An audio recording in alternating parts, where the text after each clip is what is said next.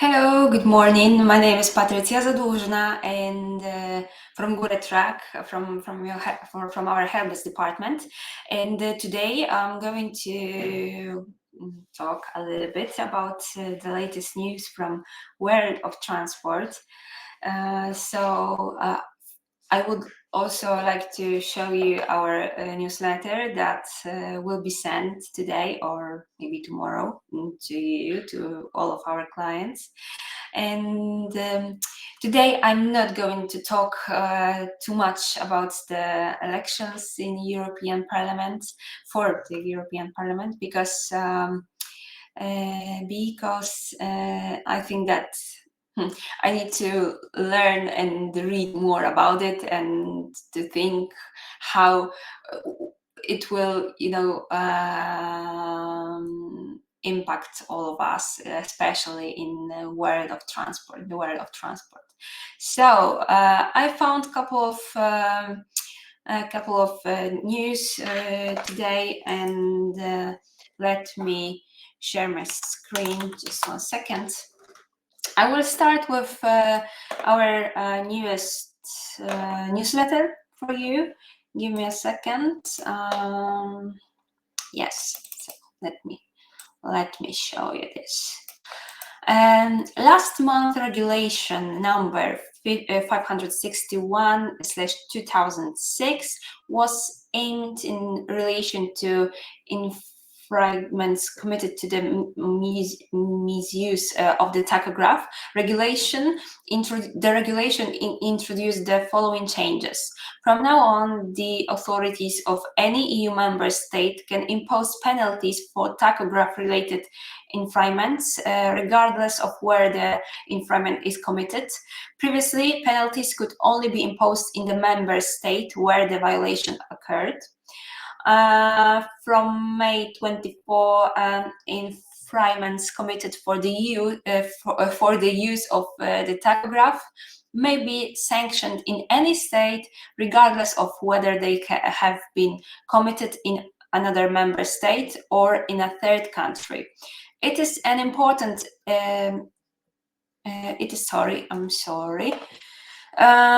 It's an important amendment since until now infringement could only be punished in the member state where they occurred.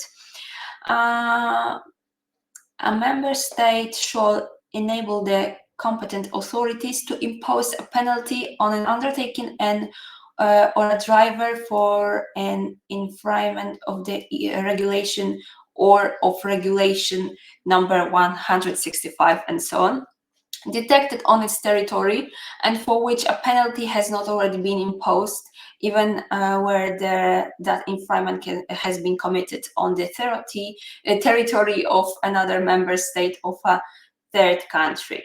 This modification is a consequence of the modification of Regulation 561/2006 to introduce new developments in relation to driving and rest time in the occasional passenger transport sector.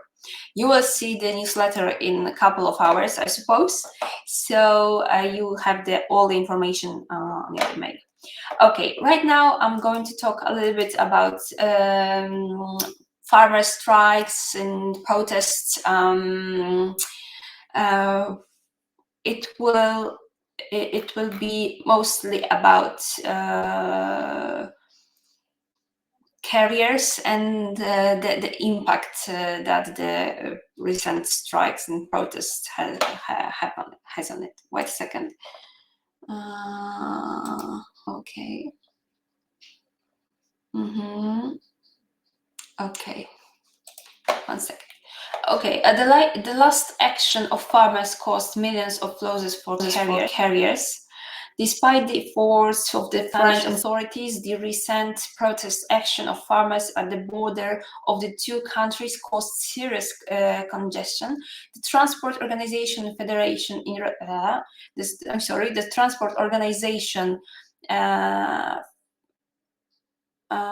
Federación Interregional, okay, it is in Spanish, so I won't read it, summarizes the additional costs faced by carriers affected by traffic jams In turn, the logistic operator DSV summarizes the losses of the logistics industry incurred as a result of farmers' protests in Poland in March this year. The amounts are coming into millions. The authorities and services of the two countries, Spain and France, were aware that the protest would have a huge negative impact on the road transport of goods between the two countries. On average 10,000 trucks. Możesz, Mariola, lepiej zamknąć, dobra? Bo jest pogłos. I'm sorry. On average 10,000 trucks pass across the border in Guretruck every day, with the biggest traffic on Monday when drivers working in international transport start after a weekend rest. Despite the cooperation of the French and Spanish authorities and the coordination protocol of the services on both sides of the border, it was not possible to reduce the impact of the protest on the freight traffic. After a 24-hour border blockade, the vehicles stood in traffic jams in the Spanish province of Guipúzcoa. Spanish carriers are outraged. The Interregional Federation of Transport calculates the losses of companies incurred as a result of farmers' shares last Monday. With every hour of downtime, the carrier loses 55 euros. In 63 hours, 15,000 vehicles result in 30 million euros in losses. Who will compensate? The transport sector is, as always, the victim of all of this. 175 million zloty a day. The operator of DSV Global Transport and Logistics presented an analysis of last week on the impact of agricultural protests on the transport industry. More specifically, the company estimated the losses suffered by the carriers as a result of protest actions organized by farmers in March this year. The operator reminds that at the time, the roads were blocked in more than 500 locations in different parts of the country. According to estimates, the events of March 19th made it difficult to move up to 30% of trucks on Polish roads, according to the operator's analysis. According to DSV, the delays caused by the delays were most noticeable in the domestic transport sector, primarily from a result of short contractual delivery times compared to international transport services. The largest Polish sea and airports. In this case, the March agricultural protests did not have a major impact on their functioning. Give me a second. Okay, the next news is about the safety system, and that will be mandatory in trucks and semi-trailers in a month. Community legislation requiring the installation of tire pressure monitoring systems in all newly registered trailers and semi-trailers across the European Union will come into force. The new rules aim to increase road safety in the future by minimizing the risk of tire problems that could lead to serious accidents. Compulsive truck tire pressure monitoring system are also expected to increase fleet efficiency and reduce greenhouse gas emissions. Incorrectly inflated tires wear out faster and cause more combustion and are also at risk of surprise failure. The regulation, new approved trucks and trailers, and how the pressure measurement in vehicles is made indirectly using an algorithm calculating the pressure, among others, on the basis of the number of rotation of the wheels, or directly thanks to sensors mounted in the middle of the wheel. the TPMS system must be able to immediately warn the driver in case of deviation from a specific threshold. In the case of deviation from tire pressure from 20% and a minimum pressure, the driver must be notified by message at the latest after 60 minutes of cumulative driving time. The warning must be indicated by a visual warning signal. And here about the lower costs of carriers. The European Commission, by introducing legislation, expected that new equipment would increase road safety and reduce the cost of carriers. Driving with underinflated wheels is associated with faster tread wear and more fuel consumption. In addition, maintaining proper tire pressure will reduce between 4 and 20% of the number of accidents caused by excessive tire speed and shocks, according to the European Association of Tire. According to the organization, European trucks pass 65% of the roads with too low pressure, and 10% are covered by severely underinflated tires. The European Commission estimates that additional sensors mean an annual cost of between 11 and 56 million euros for users. The investment is expected to be returned at the latest after 5 years. Okay, and now about lane closures and traffic flow changes in the tunnel in June. The Fréjus tunnel, sorry, I don't speak French, don't know how to spell this name, a vital link between France and Italy, will be closed and traffic flow modified throughout June to allow for essential maintenance and safety improvements. The tunnel will be completely closed from Saturday, June 22nd, until 5 o'clock on Sunday, June 23rd. Alternating one-way traffic will be implemented on the following nights throughout June. You can see here the schedule. The full schedule released by the Tunnel Authority is available on the authority's website. You can find it here. I will show you the. You can take a look here. Okay, and the last article that I found for you is about transport prices that are almost as crazy as in the pandemic, and the peak season is just beginning. For more than 2 weeks, there has been a frenzied increase in rates in maritime transport.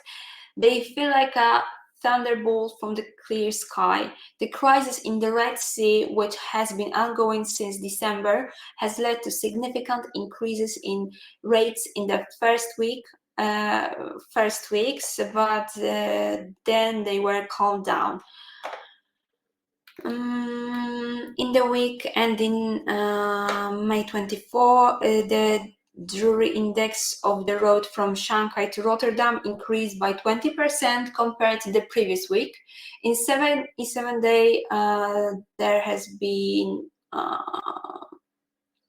rise from 4,172 to 4,999. So it is a lot. Little smaller increases were seen on the road from Shanghai to Genoa.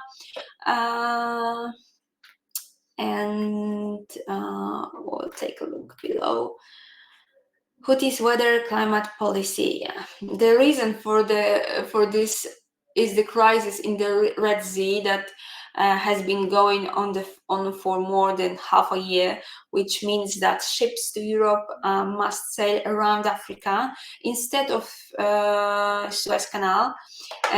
This adds 7 to 10 days to travel, not to mention the fact that it raises the cost of ship owners who bounce them in their rates.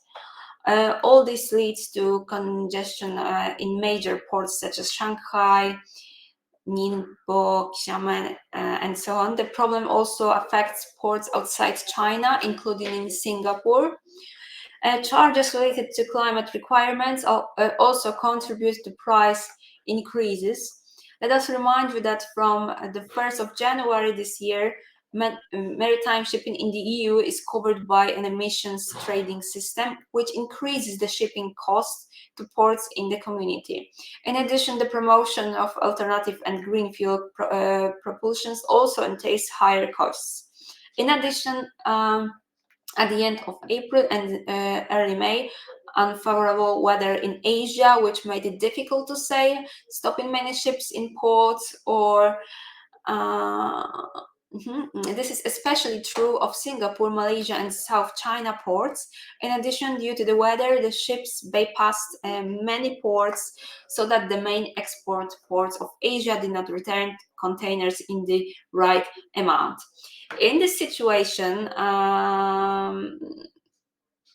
shortage of containers, lack of ships, even a small increase in demand was enough to significantly increase the rates of freight. Similar trends are also visible on the other transoceanic routes, when stakes rose 50 to 20% per week. At the end of May, in line with European ports, the index of rates from China to the west coast of the United States increased by 18% and by 13% on the road to New York. Silent before the storm again. Since those crazy increases from May, prices have calmed down a bit. For a second, in the last week of May, the global WSI index has already increased only by 4%. On the road to Rotterdam, prices were 5% higher than the week before. And in the first week of June, prices went crazy again and returned to double-digit increases. So, nevertheless, the increase recorded in the last 2 months evokes giant standing jumps during the pandemic. Looking at the road from Asia to Europe,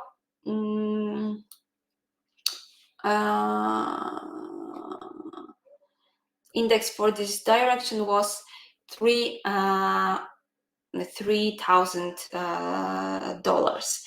The current rate to Rotterdam is 315% higher, to Genoa by 214%. It is actually an interesting article on trans.info. I encourage you to read the whole article, because it may have a huge impact on the prices here in Europe, for example. Okay, I think that this is all for you for today. Thank you for your attention, and I will see you can see me again here on Wednesday at 12. So thank you, and I wish you a nice and pleasant week.